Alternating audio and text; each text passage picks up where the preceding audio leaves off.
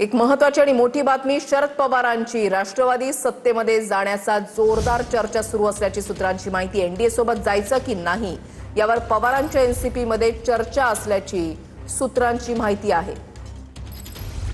महत्त्वाची आणि मोठी बातमी शरद पवारांची राष्ट्रवादी सत्तेमध्ये जाण्याच्या जोरदार चर्चा आता सुरू झाल्याची सूत्रांची माहिती आहे। अक्षय मणिकणी आमचे प्रतिनिधी अधिक माहिती देतील। अक्षय, नक्कीच वृषाली, खरं तर एकीकडे सातत्यानं उद्धव ठाकरे यांच्या पक्षाचे जे आमदार आहेत त्यांच्या पक्षाची साथ सोडत कुठेतरी सत्तेत एकनाथ शिंदेच्या शिवसेनेत सहभागी होताना पाहायला मिळतात आणि त्यातच राष्ट्रवादी काँग्रेस शरदचंद्र पवार पक्षाचे जवळपास 8 खासदार आहेत आणि जवळपास विधानसभेमध्ये 10 आमदार आहेत।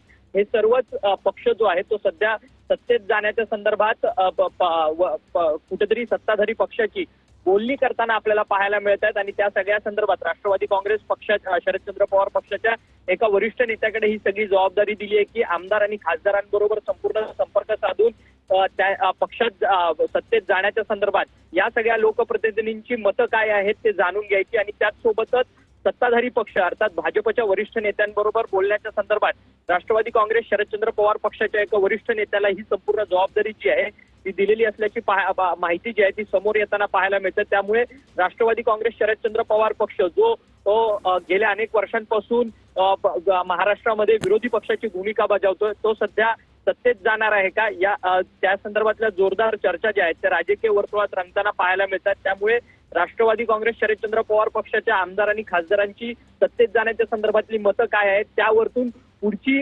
रणनीती जी आहे ती राष्ट्रवादी काँग्रेस शरदचंद्र पवार पक्षाची सत्तेत जाण्याची ती ठरणार असल्याची या संदर्भातली माहिती जी आहे ती समोर येताना पाहायला मिळत आहे। नक्कीच धन्यवाद अक्षय दिलेल्या सविस्तर माहितीसाठी।